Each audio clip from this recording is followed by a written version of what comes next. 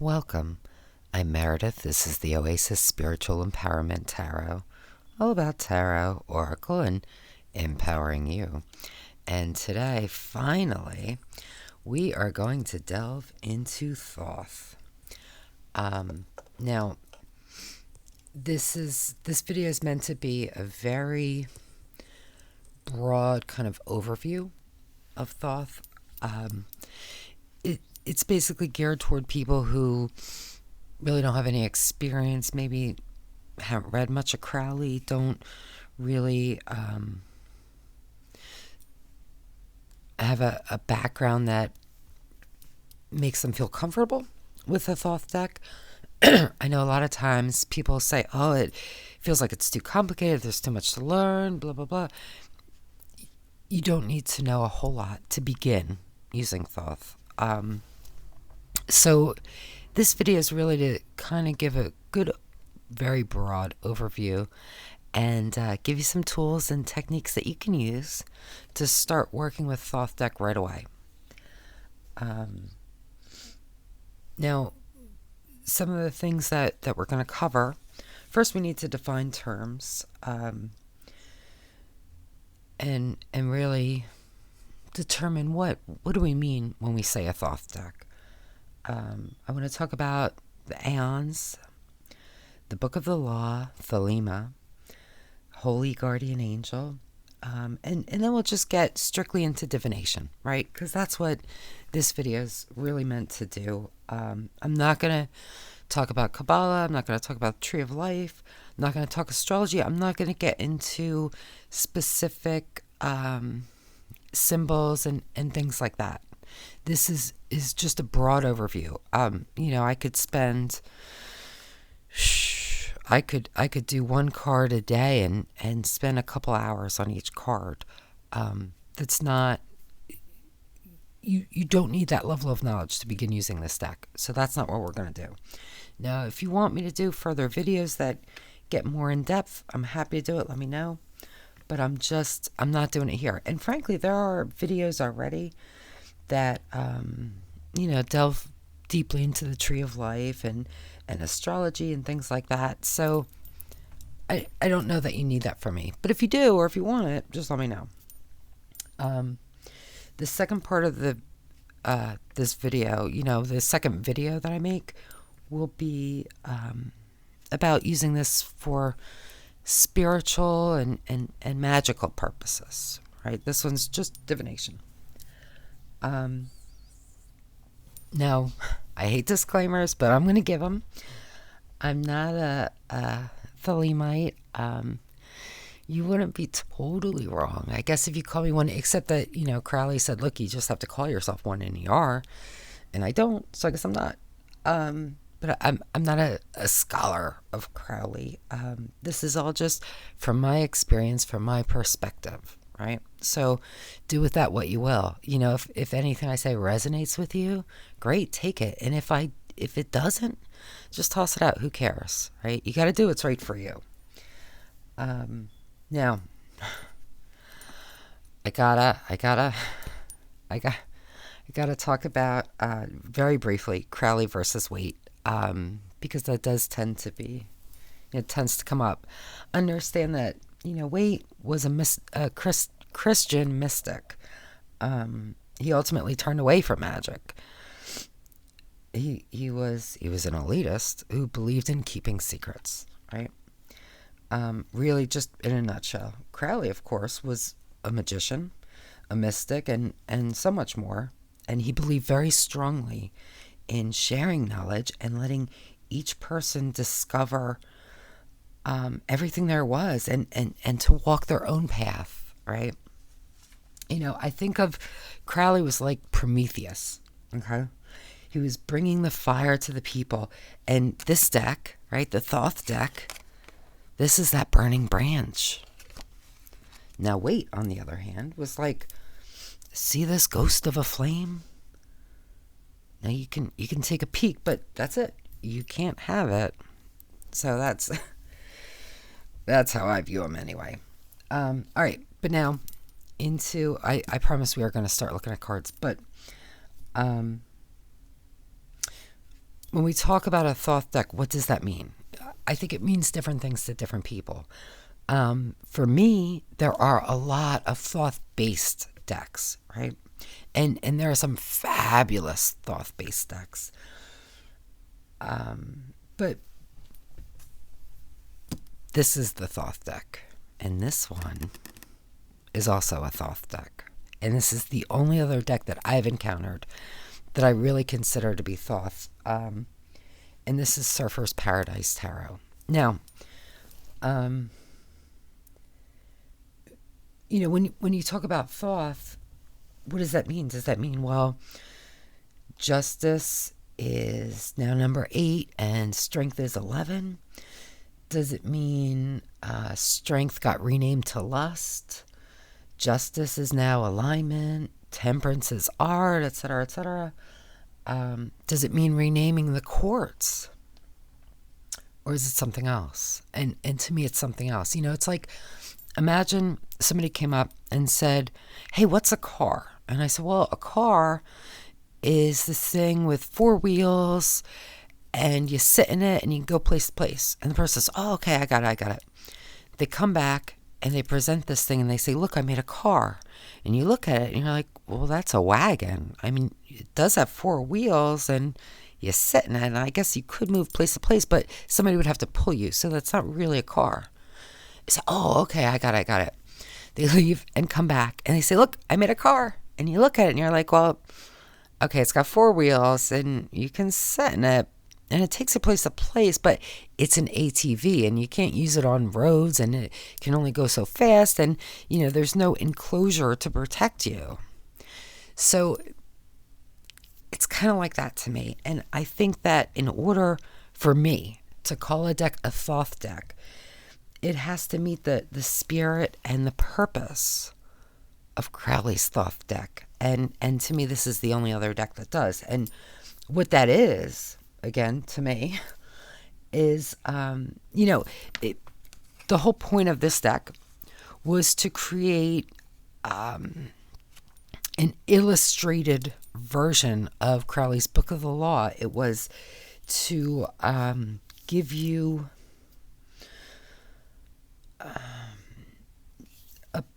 a path forward toward becoming.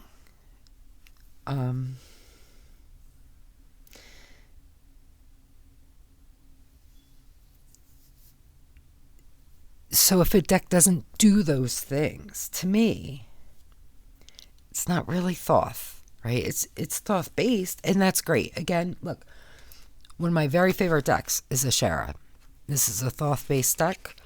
And so I mean no disrespect. I'm not slighting these decks in any way, but it's not to me Thoth. There are heavy bases.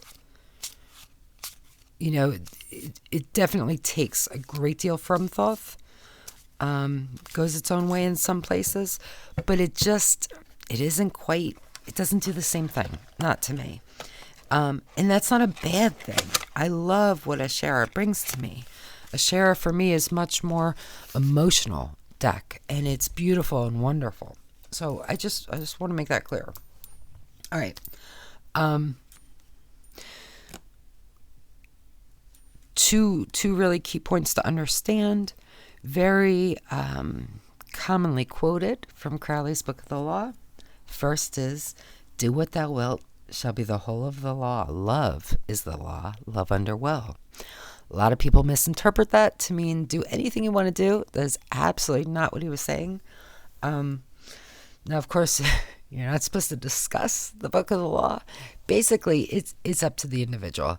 But I'm going to tell you that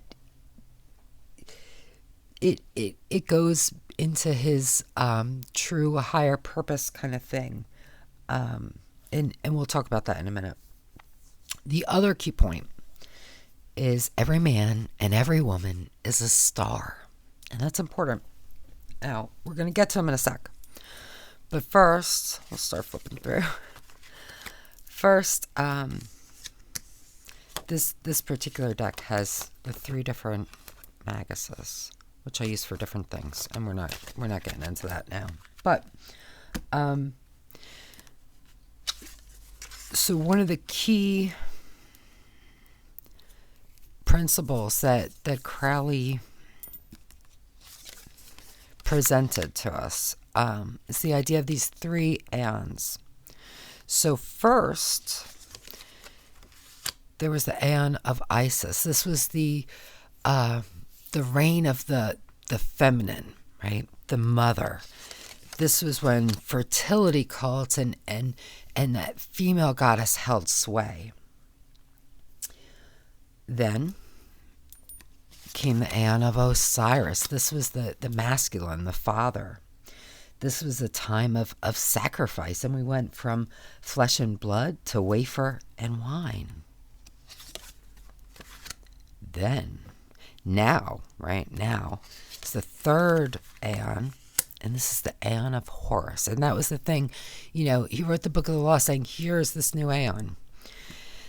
Horus is the child, and this time, instead of having to go through a priest or a priestess, this is that self-based time in terms of spirituality. This is when we discover, we understand that we are the divine, right? Every man and every woman is a star. And that's kind of the point of this deck, is to help you discover that, to uncover that. At least, again, according to me. Now, Crowley, of course, was heavily influenced by Eastern religion and mysticism. So I find it interesting that we have these 3 aeons, which, in a lot of ways, to me, correspond with the Yuga cycle. So the Yugas, that I'm definitely going to mispronounce these, it's basically the life cycle of the universe, right? So that first cycle was Satya Yuga. Basically, that was the best time. It was the longest. It was a time of absolute peace and plenty and just wonderfulness, right? It was the most spiritual time. After that came Treta Yuga, or Treta Yuga, I don't know. But it's the beginning of this downward spiral. People began turning away from spirituality, maybe twisting it a little bit, turning away from morality. And then came Dwapara Yuga. This is a further decline into chaos and strife. Now, some scholars will say that's where we are right now. A lot of them say, no, we're actually in the 4th stage, which is Kali Yuga.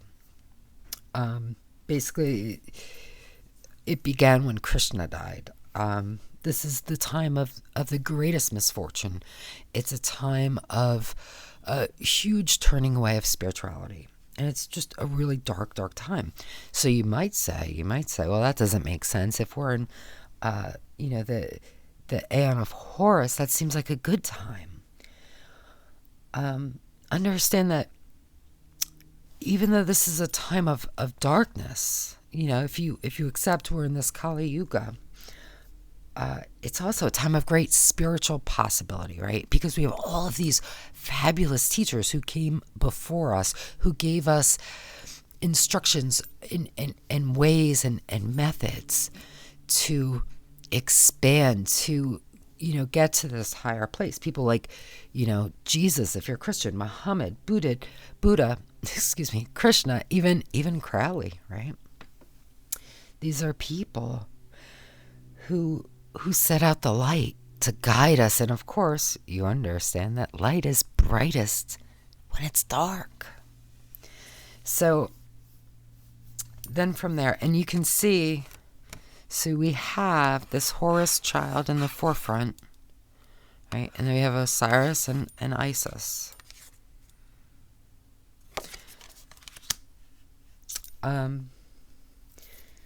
Another key thing is to consider samsara, right? Which is the cycle of birth, life, death, rebirth. And then moksha, which is that breaking of samsara, the return to the divine, that time of complete awareness of your own divinity, right? That the understanding of that oneness of it all. Ramakrishna has a story that kind of illustrates it. He talks about, imagine you have this cup of water, right? And then you pour a little puddle here and a little puddle here. When you're ready and you want to rejoin the water, you just scoop it back into the cup, and it's like it was never apart. And that's kind of the idea behind this. And to me, moksha is basically like crossing that abyss, abandoning all that you thought, that you perceived about yourself, about your ego, becoming something else, something more. And now I do think there are multiple abysses. There's, I would say one big one, but there's multiples. So when you achieve moksha, you basically have a choice. You can return to the divine, like that water going back into the cup, or you can choose to remain here, basically becoming like a bodhisattva, this enlightened being whose purpose is to really help others achieve that enlightenment. Now, if you return to the divine, you can actually return again, going back into samsara to learn something new, or experience or do something new, something different. And Crowley talks about this choice in the Book of the Law. He talks about there is love and there is love. There's the serpent, there's the dove. So there's a choice, and that's important.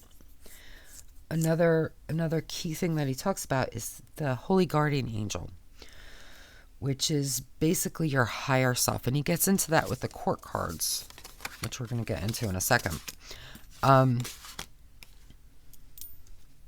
But basically, the purpose is to awaken you to your true purpose. And to me, that's your dharma, right? Now, in I guess traditional, common use, dharma is your duty, right? And oftentimes it's considered like, well, it's whatever your ancestors did, right? Like, so if your father was a farmer, it's your dharma to be a farmer because he was a farmer. But this is more like that cosmic dharma. This is what you incarnated here to do, to experience, right? That true purpose. So it's so much more than, what did your parents do? And now it could be an occupation. It could be something else. But I do think that if you're ever in doubt, I think that your true purpose is going to be that thing that brings you bliss, that really just brings you bliss, because that inner you wants that so much. And when you start moving toward that thing, it's gonna resonate in the most beautiful, wonderful way. This doesn't mean it's gonna be easy to do, but it's gonna be blissful. And that's a me thing. It's not really a Crowley thing, but there we go.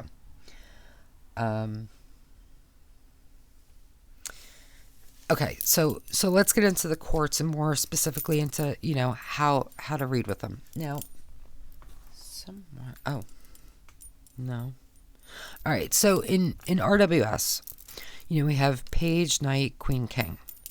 Now in Thoth, we have Knight, Queen, Prince, Princess.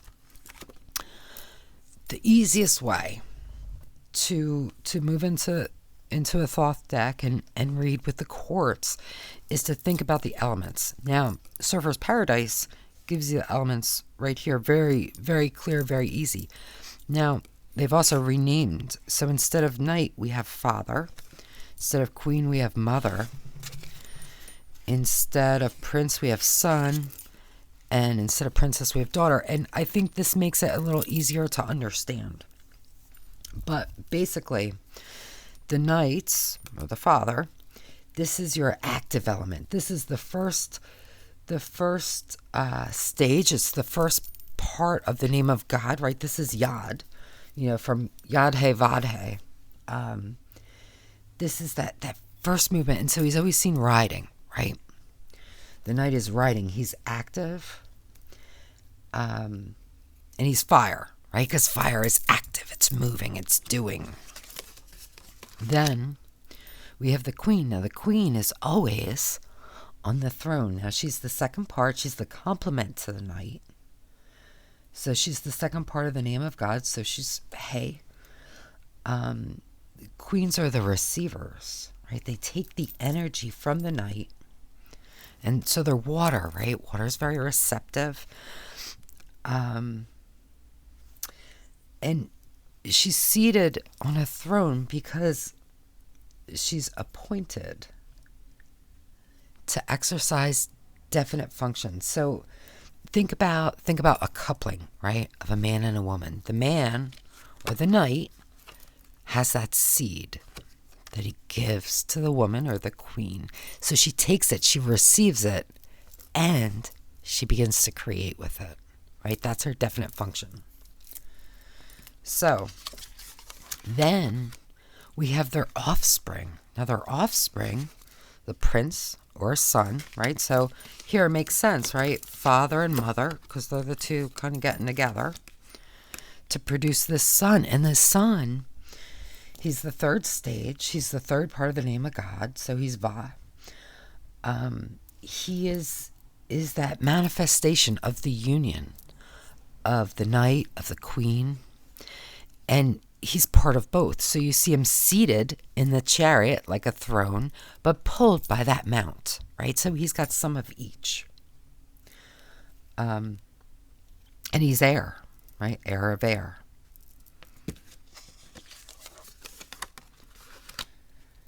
Then we have the princess. Now, the princess is the fourth stage, and she's she's the completion, the materialization. She's reabsorbing the energy, kind of almost everything and nothing. And she's earth, right? So for sword, she would be earth of air, or daughter of air for this. And she is shown standing. And the thing is, for Thoth, after the princess, the cycle begins again. It begins with the ace. So the aces are really kind of part of the courts. And the important thing to understand about the ace is the ace holds all the other numbers, right? So it's very unique thing. It's not like the other minors. So within the ace of swords, you have the two of swords, the three of swords, so on, so on, so on. Okay, now for RWS, we have the page, the knight, the queen, the king. So aside from just using the element, well, just use the elements. So here's the thing. Pages are earth, right? So where's our earth? That's the princess, right? So that's earth. You can see it. I guess you can see it better here, right? So we have earth of earth for discs or pentacles. So what you would associate with a page, you can kind of associate with the princess. So then you look at the knight. Now, knights, this is where it kind of depends, because I've heard people say different things. To me, knights are fire. They're fire. They're action. Kings are air. Kings don't need to do a lot, right? Knights are always moving and doing things, right? If something needs to be done, if a dragon has to be slain, the knight is sent out, right? The king's not going anywhere. So if that's your viewpoint with RWS, then it's very, very easy. So the knights are the knights. Queens are the queens. And then the prince is the king. Does that make sense? I hope so. But you do it the way that feels right to you. You know, here's the thing. If you're working with this deck and you're like, you know what? I don't know. It feels to me like he feels like a knight. Go with it. But I'm just telling you how I do it. Another important thing to understand is that RWS is very linear, right? You go up from the majors, you go up from the minors, and you're just going all the way up. With Thoth, everything's cyclic. There's paths within paths. There's doors within doors, and there's so many ways back. So it's something that, as you use the deck, I think you'll pick up on naturally anyway. But it's just something to consider. All right. Now, for the minors, remember the aces hold everything, right? This is the root of that element. It's not really manifest yet. It's like that sort of potential. Okay. Then with the twos, this is that true beginning. This is the ace becoming manifest. It's almost like a pre-action though. And then with the threes, this is that full action. This is when awareness blossoms. It's when understanding happens. Now, after the threes, according to Crowley, there's that abyss. Everything beneath that is solidifying, is manifesting, materializing. Really is probably better. Either way. So just kind of bear that in mind. Then we have the fours. The fours are completion. They're balance. But they're also restriction, right? We're not meant to stop. You know, biologically speaking, we are growing and changing from the moment of conception until death, really after death. You think about what happens to the body after death, right?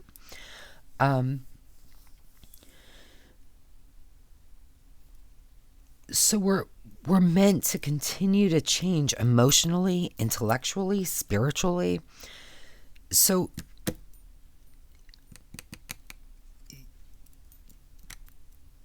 there's a danger in the fours if you stay too long. You don't want to stay. And if you do, chances are the fives are going to come along and push you, right? They bring change. They bring destabilization because you're not meant to stop at the fours. So they're pushing you on. You know, I talk all the time with my clients about, you know, every emotion is a positive one if it's based in reality, right?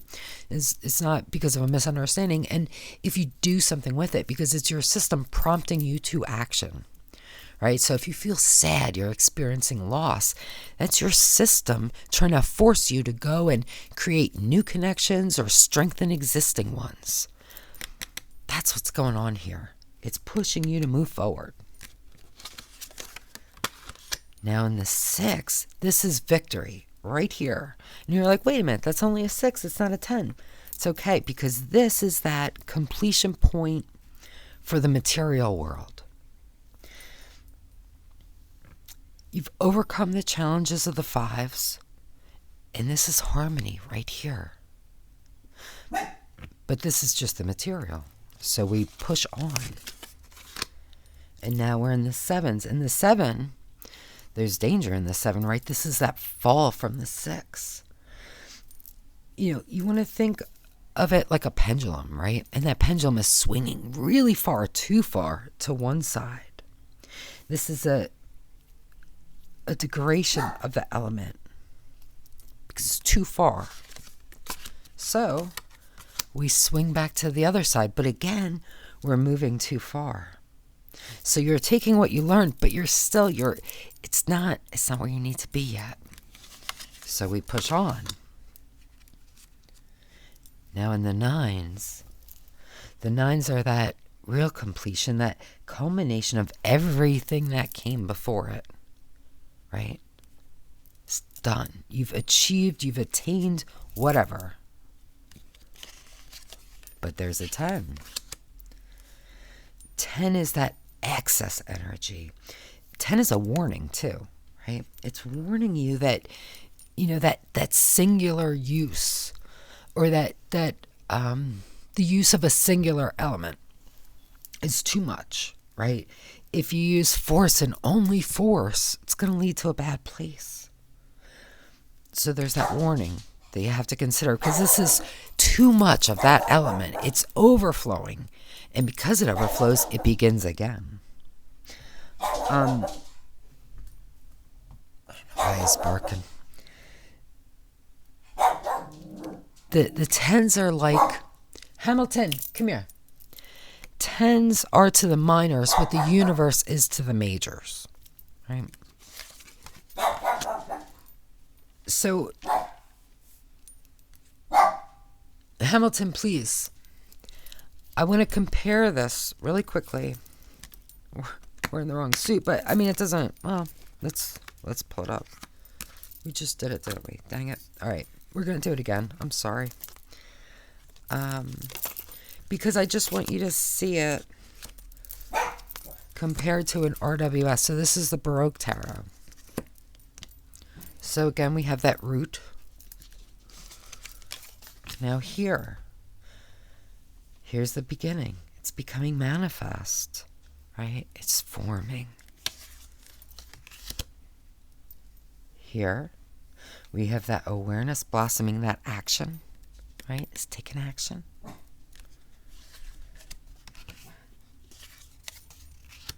And here, he's got all this stuff. He's got all this stuff, right? It's complete. There's a balance there. But he's restricted. He's holding on to that stuff. He's got to stay put to hang on to all that stuff, right? And here it's all gone. There's that change, the destabilization. They need to move on. And in fact, in this depiction, you see they are moving forward.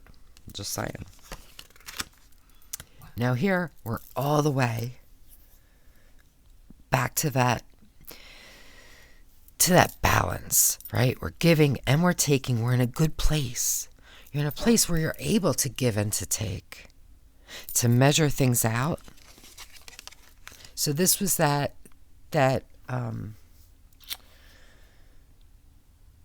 where you've overcome this, you've moved forward into this, right?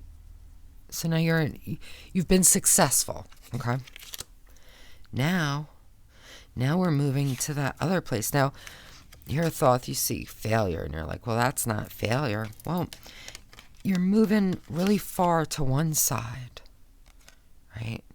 You're waiting. You're like, oh, do I pick it? Do I not? You're just sitting there waiting. So you're all the way over here.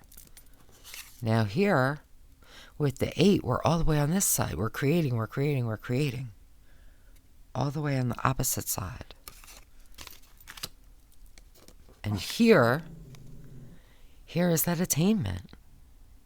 Right? This is what we've got.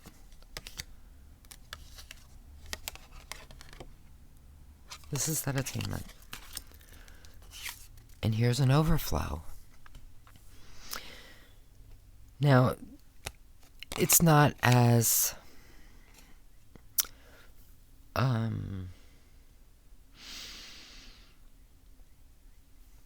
obvious, the warnings, because they weren't there for weight, or at least I don't think they were. He didn't care about that stuff. This was just a way for him to give the masses a really kind of simple, quick, and easy way to do some divination, right? He wasn't trying to give them keys to much more. There are some things planted, but it's subtle, and you gotta look for it. And he just didn't go the same way that Crowley did. So, yeah. Now, in terms of reading, with the majors, if you read RWS, you can essentially read them the same way.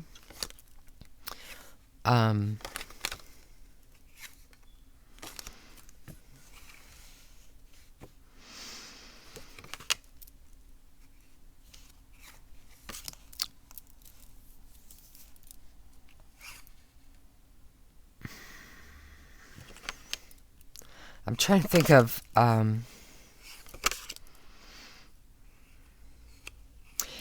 even lust. All right, here.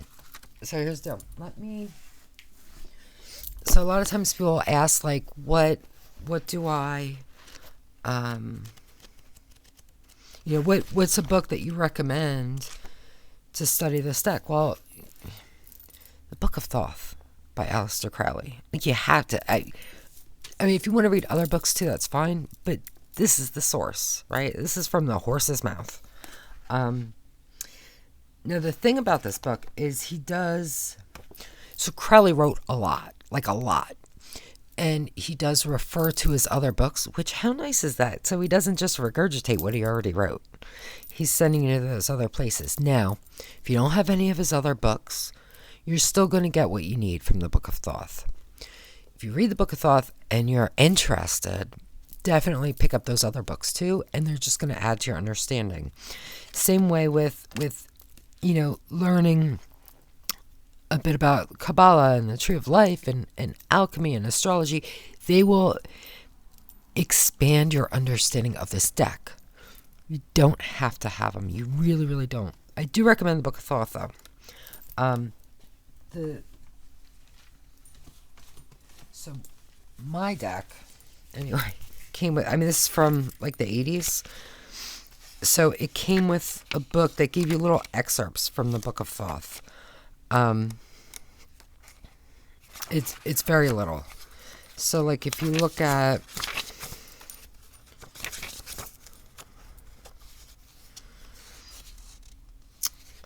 who do we have? Well, let's look at the two of discs.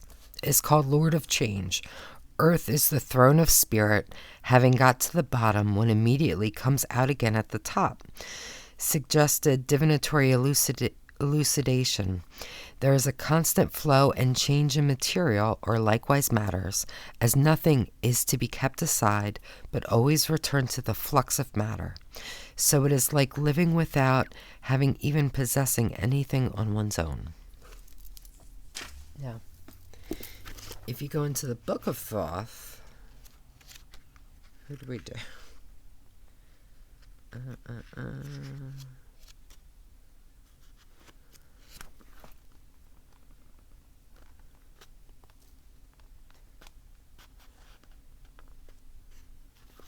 Who did I read? Oh my God. Say, I'm talking too long because now I don't even know what I was doing. I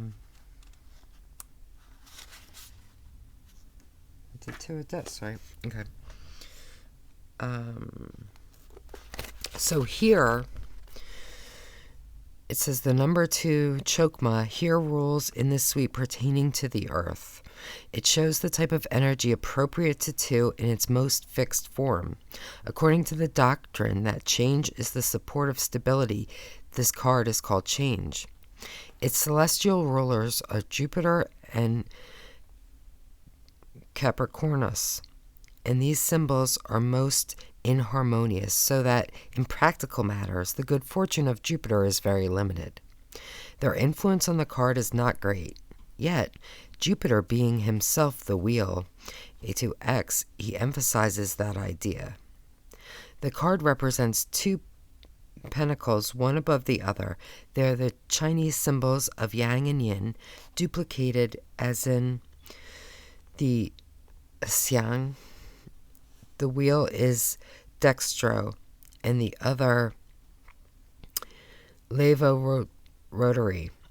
They thus represent the harmonious interplay of the four elements in constant movement. One may in fact consider the card as the picture of the complete manifested universe in respect of its dynamics. About them is entwined a great serpent, see Liber 65, chapter 3, verses 17 to 20. His tail is in his mouth. He forms the figure 8, the symbol of the infinite, the equation 0 equals 2. So this is what you get there.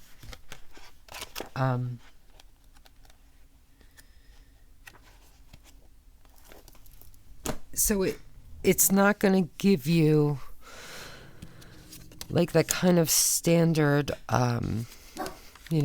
it means this, and if your reading is about love, it's going to mean that. He's not giving you that. He's giving you more than that. Thoth tends to be very open, right? There's so much. There's so many ways to go. And the funny thing is, and again, this is, my experience, it's so much more specific, right? If you look at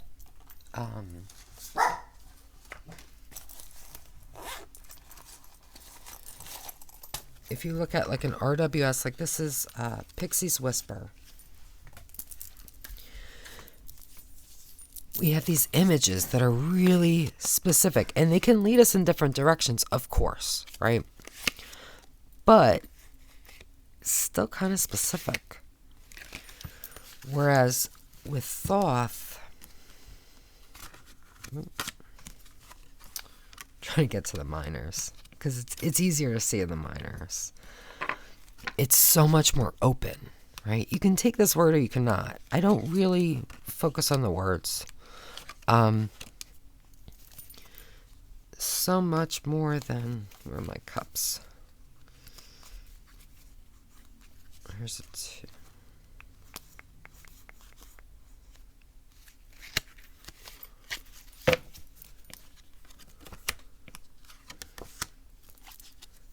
So here, this is coins. What am I doing?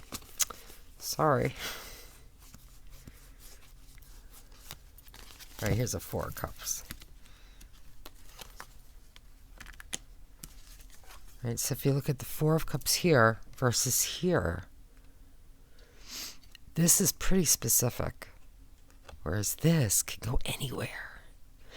And yet, when I read with this deck, it gives me really, really specific answers to things.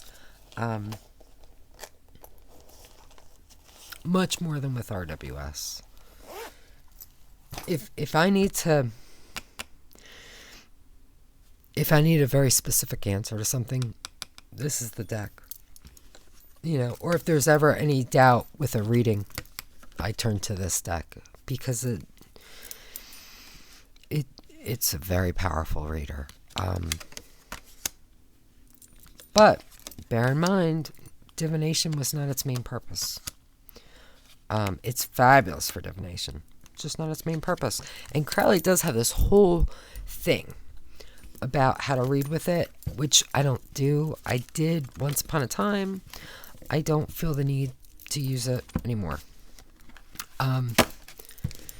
Now, I kept this deck out because this is such a great deck, and I absolutely consider this a Thoth deck, and I think this one might be a bit more approachable, a little easier to use if you're not familiar with Crowley's work and things like that. And the book, I don't remember if this was an extra purchase or not, but if it is, I highly recommend it.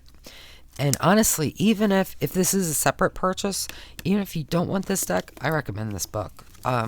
It's super fabulous. It gives you so much information, and it gives you I'm spelling cards. It gives you the book of the law that you can read. Now, Crowley does make a point of saying the study of this book, meaning the book of the law, is forbidden. It is wise to destroy this copy after first reading. Do this at your own peril. Discuss the contents, and you're shunned by all, blah, blah, blah, blah. All questions of the law are to be decided only by appeal to my writings, each for himself. So, remember, this is the Aeon of Horus. It's self-centered, right? So basically, you have the answers you need. You might need a little help getting in touch, but that's where this deck comes in. And that's kind of the point, or at least part of it. I hope this was useful. It's getting a little long. I tried to throw a lot of information just to give you a basic overview. Let me know if it was helpful. If you want more information about a specific area, but I'm going to tell you genuinely, and so when I came to this deck, I came to it after years of studying Crowley's work. And this was just a natural, okay, well, I read the Book of Thoth, now I got to pick up the deck kind of thing. But you don't need to benefit from this deck. You really, truly don't.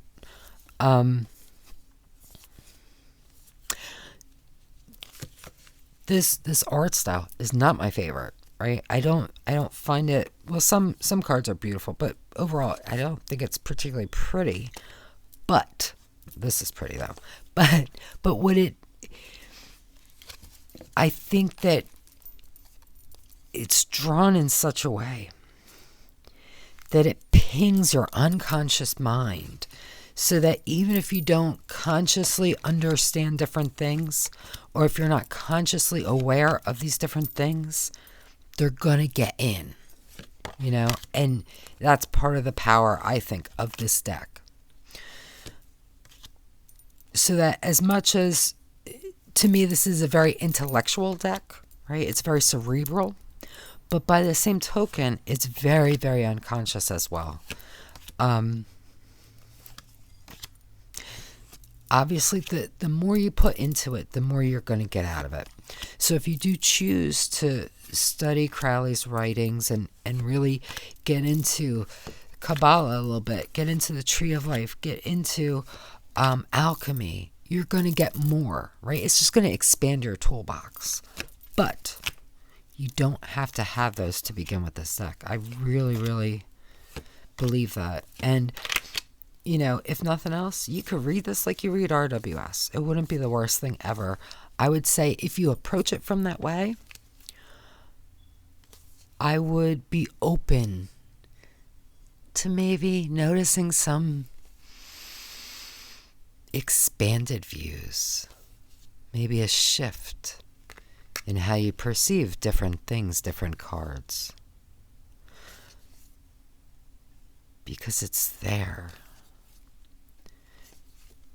And I think it's such a fabulous deck. So my next video, not my next video that I make, but hopefully, in maybe about a week, I'll make the second of the Thoth videos, and that'll be how to use this magically and spiritually, which I think is more aligned to its purpose. Again, this is only from my perspective, but if nothing else, hopefully it'll be interesting for you. But let me know what you think. Let me know if you have any questions, if you want me to get more into something, if I was unclear about anything, which is very possible. But let me know, and I'll go ahead and put a link if this deck is still available. If you're interested, I believe you have to email the creator. So I will put their email in the description if you're interested. I really recommend this deck, and I might have to pick up another copy just so I have it just in case something happens. So I really hope there's still more copies. But anyway, until next time, remember, like, share, and subscribe. Oh, I always forget to say that. But until next time, more importantly than that, just be wonderful to yourself. Be really, really wonderful, because you deserve the best, only the best, all the best, and that is my wish for you.